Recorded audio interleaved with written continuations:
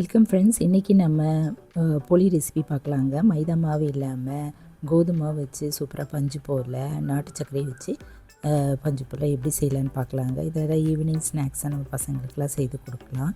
Sweet சாப்பிடணும் போலாம் தோணுச்சுன்னா இந்த போல் ஹெல்த்தியாகவும் நம்ம செஞ்சு கொடுக்கலாங்க. வாங்க இப்போ இந்த சாஃப்டான போலி ரெசிபி வீட் ஸ்வீட் போலி எப்படி செய்யலான்னு பார்க்கலாங்க.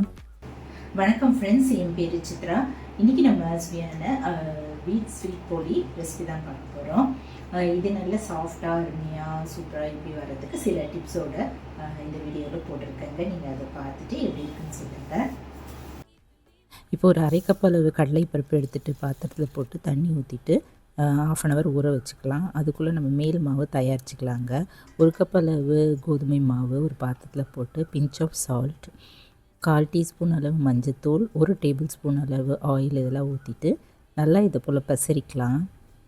2 கை வச்சு நல்லா தேய்ச்சிக்கலாங்க. பவுடர் ஆகிற வரைக்கும் நல்லா தேய்ச்சிக்கலாம்.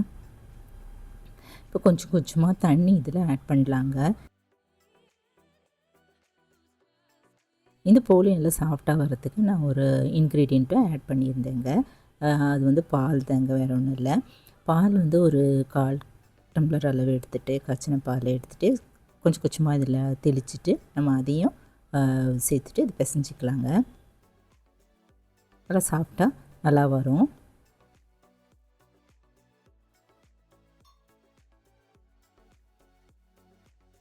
இப்போ மேற்கொண்டு கொஞ்சமாக தண்ணி இதில் சேர்த்துட்டு நல்லா பிசைஞ்சிட்டு ரொம்ப கெட்டியாக இல்லாமல் திக்காக இல்லாமல் நம்ம சப்பாத்தி மாவு பதத்துக்கு இல்லாமல் நல்லா லூஸாக இந்த போல் பிசைஞ்சிக்கலாங்க.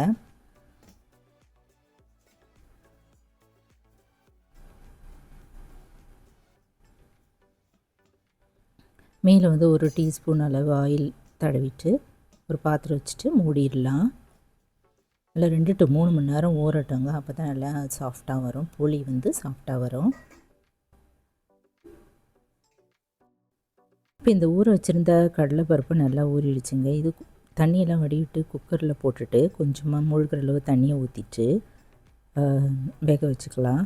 ஆவி வெயிட் போட்டு 4-5 விசில் வர வரைக்கும் அதில் வேக வச்சுட்டு இறக்கி வச்சுக்கலாங்க. ரொம்ப குழன்னு இல்லாமல் இந்த போல் நசுங்கிற பதத்துக்கு வேக வச்சுட்டு தண்ணியெல்லாம் நம்ம ட்ரெயின் பண்ணிக்கலாம், வடிகட்டிக்கலாம். சுத்தமாக இதில் தண்ணி இல்லாமல் இருக்கணுங்க. அதுதான் மெயின் ரீசனே. அப்போ தான் நம்ம போலி நல்லா விரிசல் இல்லாமல் நல்லா சூப்பராக நல்லா வரும்.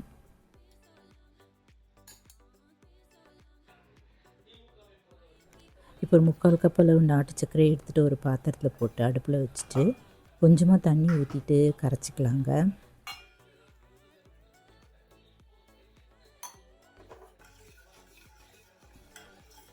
லைட்டாக அப்படி சூடு வந்ததும் இந்த வெல்லம்லாம் கரைஞ்சதும் இறக்கி வச்சுருவோம். இப்போ இன்னொரு பேன் அடுப்பில் வச்சுட்டு அதில் டைரெக்டாக அந்த வெல்லைப்பாக வடிகட்டிக்கலாங்க. கல் எதுனா இருந்ததுன்னா வடிகட்டிக்கலாம். இப்போ வேக வச்சு வடிகட்டி எடுத்து வச்சுருந்த பருப்பை இதிலோட சேர்த்துட்டு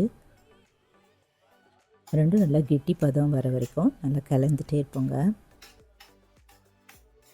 தண்ணிலாம் ஃபுல்லாக ட்ரெயின் ஆகணும், ஊற்றி போகிற வரைக்கும் கொதிக்க வச்சுக்கலாம். இப்போது ஒரு 1/2 டீஸ்பூன் அளவு ஏலக்காய் தூள் போட்டு நல்லா கலந்துட்டு ஸ்டவ் பண்ணிவிட்டு இறக்கி வச்சுருவோம். ஆறுனதும் இது மிக்ஸி ஜாரில் போட்டு அரைச்சிக்கலாங்க. இந்த பூரணம் நல்லா ஆறி போயிடுச்சு. இதை நான் மிக்ஸி ஜாரில் போட்டு நல்லா நைஸாக அரைச்சிட்டேன். இந்த போல் நல்லா நைஸாக அரைச்சிக்கலாம். ஸ்டிக்கியாக இருக்கக்கூடாது, பிசு பிசுப்பாக இருக்கக்கூடாது, கையில் ஒட்டக்கூடாது. இந்த போல் உதிராக இருக்கிற இந்த மாவு நம்ம பிடிச்சி வச்சிடலாங்க. ஒரு சின்ன சின்ன லெமன் சைஸ் அளவு உருண்டையாக உருட்டிட்டு ஒரு பிளேட்டில் எடுத்து வச்சுருவோம். பூரணம் முதல்ல நம்ம தயார் பண்ணிவிட்டு ரெடி பண்ணி எடுத்து வச்சுக்கலாம்.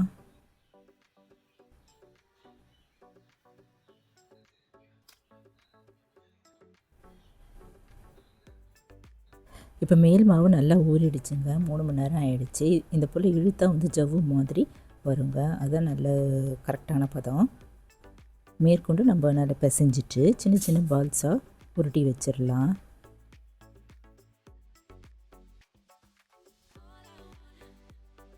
இப்போ ஒரு பாலித்தீன் ஷீட் இல்லைன்னா வந்து பட்டர் பேப்பர் இருந்தால் அதை எடுத்துகிட்டு மேலே கொஞ்சமாக ஆயில் தடவிட்டு மேல் மாவு எண்ணெய் தொட்டு நல்லா தட்டிக்கலாங்க.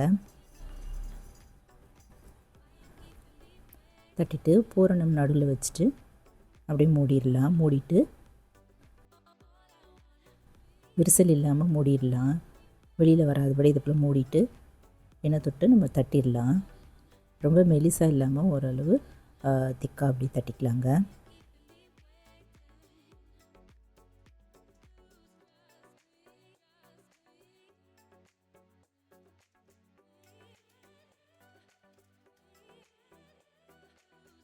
இது போல் நம்ம எல்லா போலியும் தயார் பண்ணி ரெடி பண்ணி எடுத்து வச்சுருவோம். ஒரு பிளேட்டில் எடுத்து வச்சுக்கலாம்.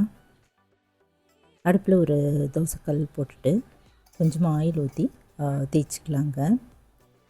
கல் நல்லா காஞ்சதும் ஒன்று ஒன்றா போட்டு நம்ம சுட்டு எடுக்க வேண்டியதாங்க.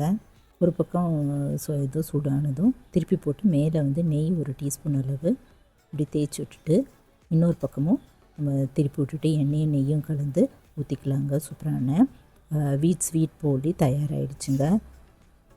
ரொம்ப காந்த விடாமல் உடனே நம்ம எடுத்துடலாம்.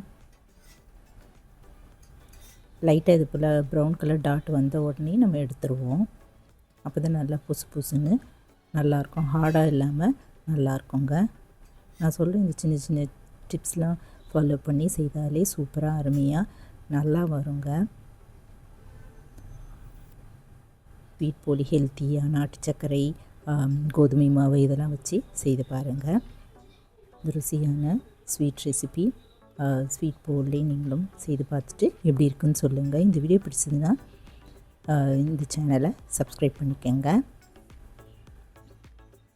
லைக் பண்ணுங்கள், ஷேர் பண்ணுங்கள், கமெண்ட் பண்ணுங்கள். தேங்க்ஸ் ஃபார் வாட்சிங். நன்றி, வணக்கம். நம்ம அடுத்த வீடியோவில் பார்க்கலாம்.